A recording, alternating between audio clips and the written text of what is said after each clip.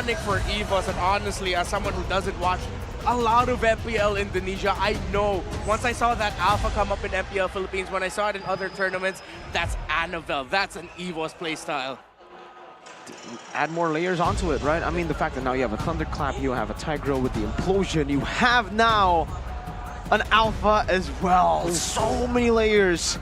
Geekfam definitely a bit more difficult to pull off their composition. Meanwhile, Evos, it's kind of a mix of their Game 1 and Game 2. Plus, you know what he was able to do on the Lancelot? Now he's on an actual signature pick. Yeah. I like how they added a little bit more true damage for their lineup. It would have been really great. And now, let's see, Geekfam might actually struggle here. The White Tigers have pulled out their fangs, but will their claws be able to scratch through the villains? Game number 3, Geekfam against Evos Glory. Let's see, ladies and gentlemen, and of course, Land of Dawn, here we go to see and witness game numero 3. The battle for match point, ladies and gentlemen, in the depths of hell, in the lower bracket finals. One team will be eliminated, the other will claim their spot in the grand finals to face off against the gods of MPL ID, the Sky Kings, Fnatic Onic. And this is the main advantage that Alpha has been able to get.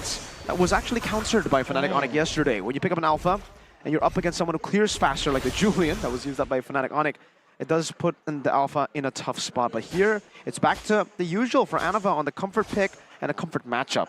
Against a tanky, utility, jungler in the enemy team, Annabelle should be able to utilize this clear speed much better than he was able to yesterday. It's still the same, by the way, Master Assassin for Chidera on this losing matchup. So he's trying to isolate himself as much as possible. I think Chidera this game, especially, will be placed on the weak side. So for Geekfam, they might try to go for just battles in the neutral objective, and they'll have to just leave Chidera alone. It's going to be a constant 1v1 down bottom, so the Master Assassin is just going to help them, you know, prevail and weather the storm in those 1v1 situations. But for Annabelle, he has level 4. He's clearing up pretty well. Will he be farming for most of the, you know, parts of the early game, or will he be the one to engage in the side lanes? I think for sure right now it's all about farming. I don't think there's enough kill pressure to really threaten a Lapu Lapu with the help of the Luo Yi or even the Claude in the early game with the Purify. So it's just a battle farm right now. Both teams are taking it slow as they should, waiting for the first neutral objective to spawn. Yeah, this next neutral objective will be the main menu for both of these teams where the fight will happen. I mean, counting down the items, they are trying to catch that power spike, but they have more prio up top in the turtle. They have 4 players close by towards this objective. I don't see an angle where Evos can contest unless they have their engagers towards the turtle. See, those dreams will be poked, will be chunked, forced to use the flicker early and slides out of the way. Annabelle, though, Alphavelle might as well, has no window to enter. Ray will claim the first turtle, no problem. Again, Geekfam have so much prio to be able to tackle down this neutral objective. The turtle has been claimed all for themselves. Evos wasn't even given a chance. They had to trade blows, though, as flicker for a flicker. Great control, and even in the bottom lane, Chidera outlaning Brands, doing a very, very good job. Out trading, winning in that matchup. But I think for Geekfam especially, what's really impressive is the fact that they are very, very decisive. And that's the main issue usually for Tigreal players. When the enemy team is so decisive in the engages and the pickoffs, especially with the Ruby, it's tough for you to look for an angle to go for that engage, right? I mean, you're already so low before you can even look or think about that implosion. So you might as well cancel it out. You might as well flicker backwards, play it the safe route. And if Dreams constantly gets catched or caught by Baloyski like this, oh, implosion. Interesting. No follow-up though. Oh, take a look at the recovery from the side of Geekfam, and now Ray claims first blood in the 3rd game, and with that, they're not going to be greedy. Satisfied. That implosion was a half-and-half stance. There wasn't a single follow-up towards Dreams, and it was just so hard for him to be able to enable that team fight because no one was there to help him. No one, yeah. Even if he had got the shove, I don't think they would have really been able to kill Beloy, and even then they would have to use so many resources on him that I don't think it's going to be worth it anyways. But yes, that's how annoying the Ruby is up against the Tigreal if he's all up on your face, man. Like, man, get off me. And sometimes, you know, you get frustrated. Dreams definitely got frustrated there. Decides to implode on him. No! But then he gets punished for it, right? 1 for Geekfam. The kill also to Ray. It's actually, I would say usually you want to give it to the gold lane, but in that situation, it's great. You want to nullify this Alpha presence by controlling the neutral objectives, and what better way than to give the jungler that kill. More gold, more tankiness to be able to withstand that Annabelle Alpha damage early. The zoning has been very good for Geekfam, the way they control the spacing in terms of the backline and the front line, and they're able to zone out Dreams to activate his implosion. So they need a second option, they need a second plan, and that could come from Annabelle with the Spear of Alpha, but he's just not finding the angles. He's playing from a flank angle. Luke jumping in. It's gonna be rinse and repeat, and Dreams though this time will connect to the implosion, but the damage will not come through. Dreams falls first, but Luke this time will also be the trade. Ray gets a retribution, but Beloyski, oh my goodness, a boy gets the triple kill. Bang, bang, bang. Claw looking for a trade, but the damage will not be enough to take a boy down. It was a nail biter. Felt like Fluffy was going to carry that fight, but he ran out of health, and he just got bursted down by Geekfam. The same pattern all over again for Geekfam. The fact that they were able to utilize this early game lead of the Lo Yi, that crazy burst damage of the dispersion and the rotation, and Beloy constantly just being in the face of Dream, forcing him to implode, flicker, do something, react to my play. That was brilliantly done, and Luke, he knows how to play the Masha, he knows how to go up against it. 2v1, Claw is there to assist. Diversion. Okay. Is there to just back away here. Diversion will not have any threats this time. Again, so much potential. Jadara just pops Blazing the Wet to clear out that creep. But then again, for Geekfam, they have a lot of options to just jump in. They also have the Diversion as an extra backup to tame down Evos if they decide to counter-engage, because their counter-engages, to be honest, are pretty strong. They have the Implosion, they have the Spear of Alpha that could enable them to just turn the fight around. But when you have a Diversion with 2 or 3 players coming from the backline, that is going to disrupt Evos' plan. Massively. Now with the Hunter Strike built up from Luke as well, for Luke. The Anti-Chorus rush as well, though. Look at that for Ray. Same build path that he went for in the previous game. He goes to Athena Shield last game, right after the anti. Oh, Flicker! I'm offended! And you say goodnight to Diversion. Claw. Diversion again, aggressively to the other side of the map here. Rance snips that one out and has time to escape. James is there. Will he engage? Is the question. He will. Finds one. Damage will not be enough just yet, though, to burst him down.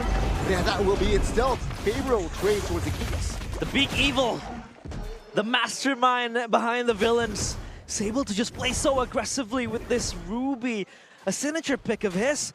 And Geekfam now, they have the ball rolling for them. Over half HP. Now Beloyski with the conceal here. Fluffy with the flanks. Fluffy. Geek, are they aware of this? Annabelle now in the turtle pit will use the Spear Alpha to get out. And yeah, again, Geek, they know they do not have to take this swiftly, so they will take their time. Great discipline. Amazing discipline from Geekfam. They have a 2.5k goal lead. They are in no rush to go for these fights. It's Evo's Glory who have to push on the pace right now with their composition to look for that initiation. So once Geekfam have used their skill rotations, they're completely fine going back towards their lanes, towards their own jungle, clearing it up back up, and waiting for the right moment. Dreams now frustrated. Oh my goodness, again, good ball! But they will collapse! Alpha Bell will find the Spear Alpha and the turtle as well. A boy now low, taken out. Take a look at Clockwood, looking to find survival. But no, he will fall now. Brands again looking for the kill, finds Luke. In the right side, it's Chidera against Annabelle. Will survive both, but 4 members from Geek down and out. The heroes vanish, the evil within them, and Geekfam just evaporate. It's a swing for Evos. They get the kills and the turtle. This is where it can get scary for Geekfam. Oh my god. Oh, the damage will not be enough with the diversion. G-Key, a boy, locks Annabelle down. A rare mistake from Annabelle, and you don't do that up against Beloy. You don't greed against the greed. Oh my goodness. Caught off guard. And the snowball that Evo's Glory would have been able to hold with that would have been massive, but now Geekfam are the ones who are actually able to utilize that clash to gain more advantages around the map. Evos, yes, they'll still be scaling with that glass cannon build of the Masha, but so are Geekfam. I'm going to take a look back here to the items real quick to take a look at Chidera. Third item, very, very close to being built up. That's the Golden Staff, and it's a very, very good time as well to go for it. 10 minutes should be the time where he gets it, and then he will be able to get that win in nature. Once he does, Fluffy, Brands, it'll be a bit tough for them to chase him down, to threaten him in these team fights. And a boy as well. This time, oh, wait, Enchanted Talisman and the Divine Glaive. Wow. So he's actually just going for damage. He's going for that poke. He knows he got the triple kill early. He got that lead, and unlike Klokkun, he decides, nah, I'll carry the game. Yeah, it's that damage, that extra layer of damage.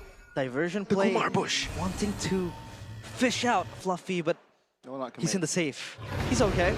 He is fine and dandy, and now a Lord fight down bottom could be the next of our agendas.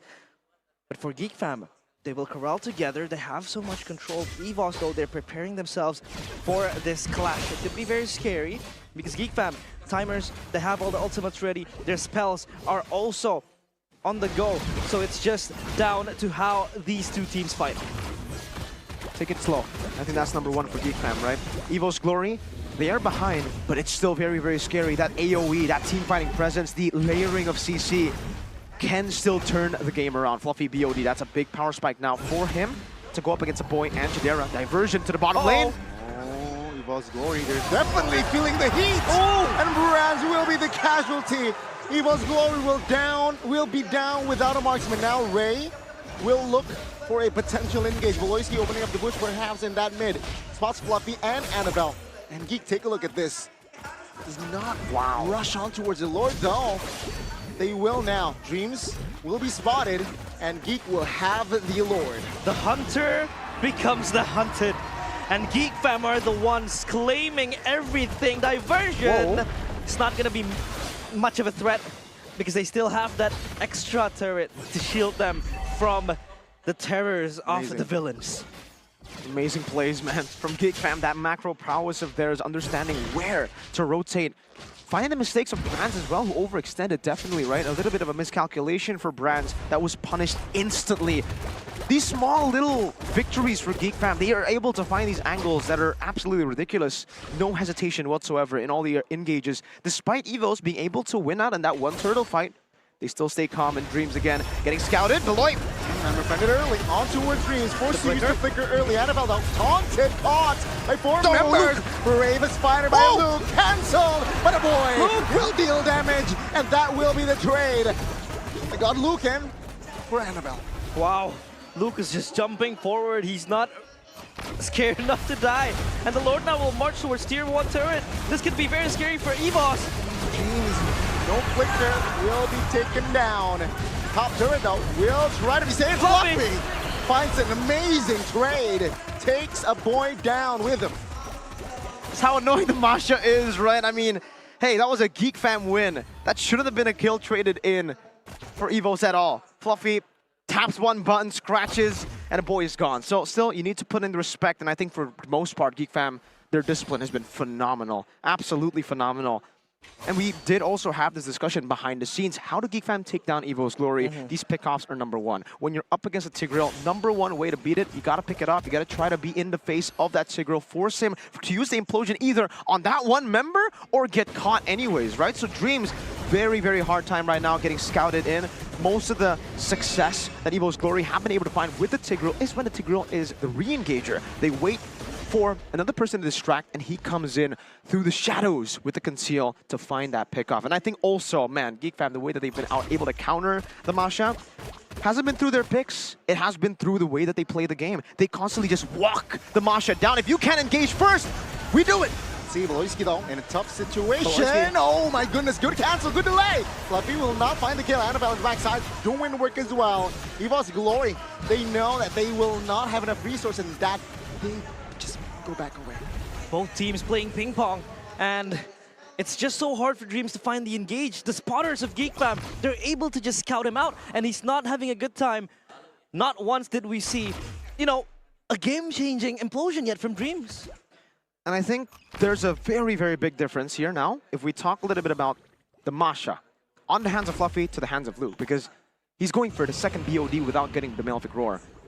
Why Luke's Masha was so prevalent in these games, was so relevant even in the 14th minute of the game, is because he can one-shot, he can threaten the frontliners with the Malefic Roar. He's going POD. He's only going to threaten the backline, and the thing is, Geekfam have always been able to scout him. These frontliners have been taking the issue onto Fluffy. They've been standing in front of Fluffy, forcing those HP bars down. So if Geekfam continue that way, of opening up the map, of staying in front of Fluffy, he's not going to be able to utilize the early 2 BODs that he'll be able to get here to go for the backliners. He's incredibly squishy. Remember, he has 3 HP bars, but these tanks, like Ruby and Fredrin, they can deplete that 3 HP bars quick. Oh my god. It's looking very bleak for the heroes as the villain run rampant in the land of dawn. But we do see them having that glimmer of hope. As always, they are Evos. #7 to lower bracket finals. Surely this is easy, but Dreams! Again, that's info. No flicker for Dreams means no threat of that flicker implosion. Now Evos Glory, they're desperate, looking for an angle, looking for that small window to perhaps find an effective angle. Now Annabelle, the position towards the top side of the map though. Geekfam still with 5 in that lore pit. Again, they're taking their time though. Risky flickers out of the way. Fluffy secures it. This might be the window that they need. Fluffy backs away. Evos Glory, they reposition. Look! With the bravest fighter, but Retribution again finds the mark. Evos Glory, they need to be satisfied with taking down 2. Light in the end of the tunnel for Evos, but Geek are able to even it out, even win it out by getting the Lord in the hands of Retribution.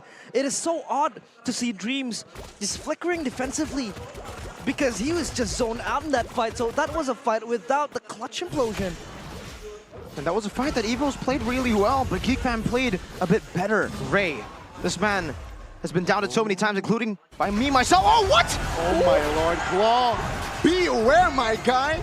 Good night now, top side, vulnerable. Evos Glory will let that go. Fluffy Dreams, Brands and Annabelle. Will they be able to defend this one? A boy Ray with the offense. Oh, Fluffy soaks in a lot of damage. A boy though, half HP. Dreams looking for a cover. Oh, Fluffy survives. Evos stands with 4, and with that, Geek will take the top turret down. They hold their fortress down, but a second wave is coming towards that inner base turret. Will they be able to hold this? Seems like the mid will be. Yeah, they will sacrifice that mid turret as well, and that will be it, right? 5,000 gold lead, Geekfam. No objectives on the board for now. So disciplined, Geekfam.